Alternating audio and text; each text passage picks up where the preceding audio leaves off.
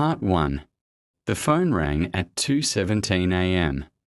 I remember the time because grief trains your mind to notice meaningless details, anything to avoid the truth. I almost ignored it. No one calls that late with good news. The screen showed an unknown number. I let it ring once, twice, then answered. Hello. At first, there was only breathing. Slow, uneven. Then a voice whispered, sharp and urgent. Dad, wake up and come here. My heart stopped. I knew that voice. I hadn't heard it in 3 years. Ethan. I said, my throat tightening. Is this some kind of joke? Silence. Then again, louder this time, almost angry. Wake up and come here. Now. The line went dead. I sat frozen on the edge of my bed, phone shaking in my hand. My son, Ethan, had disappeared without a trace 3 years ago. No goodbye. No struggle. No evidence. The police called it a voluntary disappearance at first. Then a runaway theory. Then nothing. The case went cold, and eventually, so did the people asking questions. But I never stopped listening for his voice. I called the number back. This number is not in service. My chest burned. My hands were numb. I told myself it was a prank, a sick coincidence. My brain searching for hope where none existed. But then I noticed something. The voicemail icon. One new message. I pressed play. Static. Breathing. And then his voice again, quieter this time. If you get this, don't tell anyone. Just come. I couldn't breathe. The police told me to move on years ago. My ex-wife moved out of the city. Friends stopped mentioning Ethan's name, as if silence could erase him. But I had kept his room untouched. I stood up, walked to his door, and pushed it open. The room smelled the same. Old books. Faded cologne. Dust and memory. On his desk sat the old map he used to obsess over. A hiking trail system outside the city. He'd gone there once the summer before he vanished. The call location on my phone flickered briefly before disappearing. But I caught it. A tower ping near those woods. I grabbed my jacket and keys. Every instinct screamed at me not to go. That this was impossible. That dead phones don't ring and missing boys don't call their fathers in the middle of the night. But a father doesn't ignore his son's voice, even when logic says he should. As I stepped outside, my phone buzzed again. A text message. Unknown number. You're running out of time. My hands trembled, because suddenly, I wasn't asking if my son was alive. I was asking what had him, and why it wanted me there. Part 2. The road to the woods was empty. Too empty. Streetlights thinned out as I drove farther from a city, their glow fading into long stretches of darkness. Every mile felt heavier, like I was crossing into a place I wasn't meant to return from. I kept replaying the call in my head. The way Ethan said Dad. Not scared. Not crying. Commanding. That's what frightened me the most. My phone buzzed again. Unknown number. Don't stop. I slammed the brakes for a second, heart pounding, then kept driving. How do you know where I am? I whispered, though no one could hear me. The woods appeared. Suddenly, dark trees clustered, together like they were hiding something. A rusted sign marked the entrance to the old hiking trails. I parked the car, the engine ticking loudly in the silence. No other vehicles. No lights. Just wind moving through leaves. I stepped out and immediately felt it, that pressure in the air, like the forest was holding its breath. Ethan. I called. My voice sounded wrong here. thin, fragile. The trail ahead was barely visible, moonlight slicing through branches. I walked slowly, every step crunching too loudly. My mind screamed at me to turn back, to call the police, to be rational. But rationality dies when hope walks in. Half a mile in, my phone vibrated again. This time, it wasn't a message. It was a call. I answered instantly. "Where are you?" I demanded. Silence. Then breathing. Closer than before. "I told you to come," Ethan's voice said. "You're late." I spun around. Nothing. "Where are you?" I whispered. "Right where you left me." My stomach dropped. 3 years ago, this trail had been the last place anyone saw him alive. I remembered that day clearly now. Howard argued. Something small.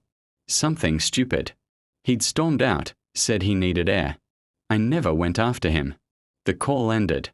A faint light flickered deeper in the woods. Not a flashlight. A phone screen. I moved toward it without thinking. As I got closer, I saw it, lying on the ground. A phone. Old. Cracked. Ethan's phone. The same one the police said was never recovered. I picked it up. The screen lit instantly. One new message appeared. "Ethan, you shouldn't have come alone." My blood ran cold, because footsteps sounded behind me. Slow. Deliberate. And whoever was standing there was breathing. Part 3. I didn't turn around. Every instinct screamed that if I did, whatever was behind me would become real, and I wasn't ready for that. "Ethan." I said again, my voice barely holding together. The footsteps stopped. The breathing didn't. It was close. Too close. "Dad," the voice said softly. Not from the phone this time, but from behind me. I spun around. Nothing. No one. Just trees. Endless trees. My heart hammered so hard I thought I might pass out. I grabbed the phone from the ground and backed away slowly, my heel catching on a root. I almost fell. Then the phone vibrated in my hand. A video notification. Incoming video call. My son's face appeared on the screen. Or something that looked like it. The image was grainy, distorted, but unmistakable. Same eyes. Same scar on his left eyebrow from when he was 9. He was sitting somewhere dark, light flickering across his face like a dying bulb. "Don't hang up," he said quickly. "You have to listen." Tears blurred my vision. "Where are you? Are you hurt? I've been looking for you for 3 years." "I know," he said. His voice trembled. "And I'm sorry." "What happened to you?" I asked. "Why did you disappear?" He looked off screen, then back at me. "I didn't disappear," he said. "I was taken." My knees nearly gave out. "By who?" I whispered. He hesitated. "That's the problem," he said. "I don't know if it's a who anymore." The screen glitched violently for a second.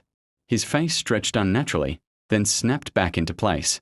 "You don't have much time," he said. "They don't like when I talk." "Who are they?" I asked. The sound of static filled the call, sharp and painful. Then, screaming. Not his. Multiple voices. Overlapping. Angry. Inhuman. The video cut out. The forest went silent again. My phone screen went black, then lit up with a single message. Unknown number. You were never supposed to hear his real voice. A wave of nausea hit me. Real voice. I whispered. Behind me, something cracked. A branch. Slow. Intentional. Then another sound. Soft. Almost mocking. A phone vibrating. I turned just in time to see a second screen light up a few feet away, attached to a hand emerging from the darkness. The hand was pale. Too pale. And the phone it held began to ring. The caller ID read, "Dad." Part 4. The phone in that pale hand kept ringing. "Dad. Dad. Dad." I couldn't move. My legs felt locked, like the forest had rooted me to the ground. The hand slowly emerged farther from the darkness, followed by an arm, thin, unnatural. The skin stretched too tight over bone. "Ethan." I whispered. The ringing stopped. The figure stepped forward just enough for moonlight to touch its face. It looked like my son. But it wasn't him. The eyes were wrong. Too empty. Like mirrors reflecting nothing back. It smiled. "You came," it said, in Ethan's voice. But hollow. Wrong. Like a recording played through. Something that didn't understand emotion. "What are you?" I asked. The thing tilted its head, studying me the way a child studies an insect. "I'm what answered," it said, "when he called for you." My heart pounded painfully. "Where is my son?" The thing raised the phone and showed me the screen. A video began to play on its own. Ethan, real Ethan, was on the screen. Older. Thinner. His face bruised. Eyes terrified. "If you're seeing this, Dad," he said, voice shaking, "it means it learned how to sound like me." The creature twitched at the word learned. "I found something in these woods," Ethan continued. "Something that listens. That remembers. That copies." The video glitched. "It doesn't let you leave once it knows you," Ethan whispered. "It uses voices to bring people back." The screen went black.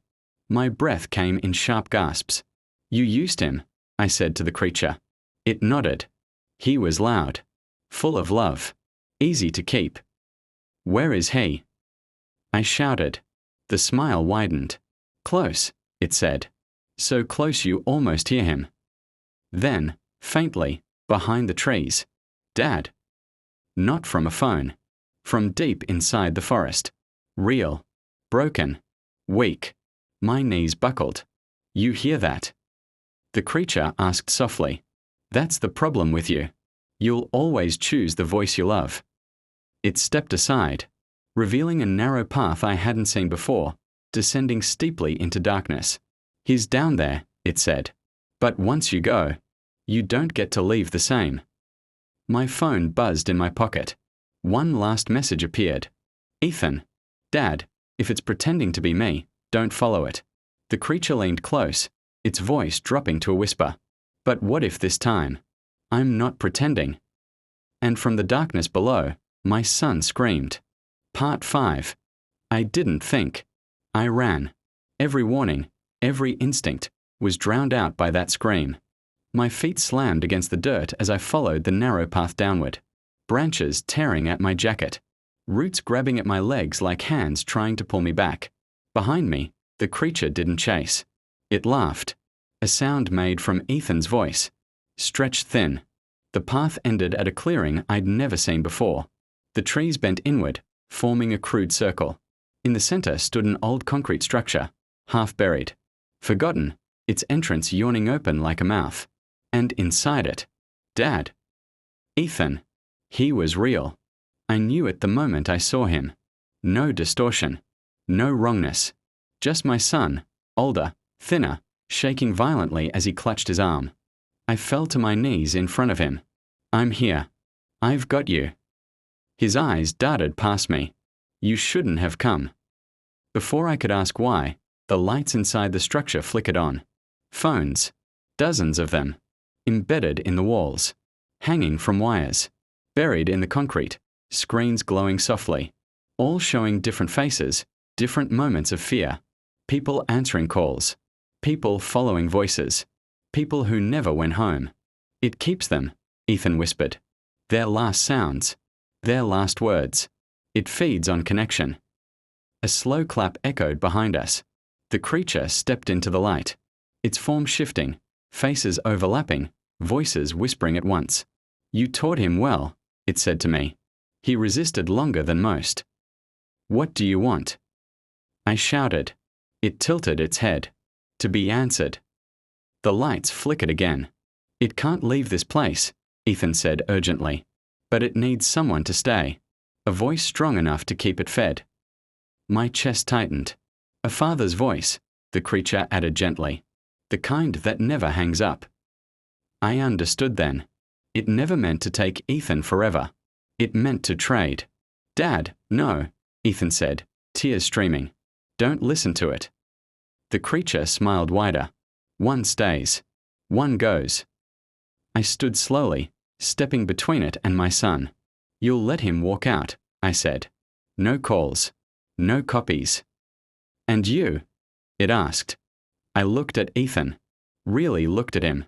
Alive. I'll stay, I said. The creature's many voices sighed in satisfaction. Dad! Ethan screamed. I turned to him and smiled. Real, steady, calm. Go home, I said. And if the phone ever rings at night. I reached out and snapped the phone in my hand in two. Don't answer. The lights went out. The forest went silent. When Ethan stumbled back into the world at dawn, alone and shaking, the police found him wandering near the trailhead. They never found me. But sometimes, late at night, when the world is quiet and a phone rings for no reason, a calm voice answers, and no one ever hears from that caller again. The end.